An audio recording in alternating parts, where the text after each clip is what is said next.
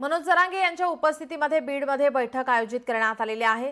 स्वर्गीय महादेव मुंडे कुटुंबियांना न्याय मिळवून देण्यासाठी मनोज जरांगे पाटील आता मैदानात उतरले आहेत। मनोज जरांगे यांच्या उपस्थितीमध्ये बीडमध्ये बैठक होणार आहे। ज्ञानेश्वरी मुंडेंना न्याय मिळवून देण्यासाठी ही बैठक आयोजित करण्यात आली आहे। परळी शहरातील व्यापारी महादेव मुंडे यांची अतिशय क्रूरतेने हत्या झाल्यानंतर पोलिसांना अजूनही महादेव मुंडे यांचे मारेकरी सापडत नाहीत। न्याय मिळावा यासाठी महादेव मुंडे यांच्या पत्नी ज्ञानेश्वरी मुंडे यांचा गेल्या अनेक दिवसांपासून लढा सुरूच आहे। मात्र मुंडे कुटुंबियांना अजून न्याय मिळालाच नाही।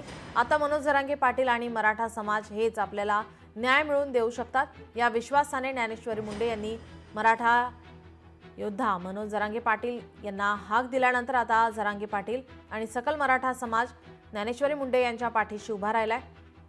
आज बीडमध्ये बैठक आयोजित करण्यात आली आहे। लोकशाही मराठी ऐका, पहा, जागरूक रहा।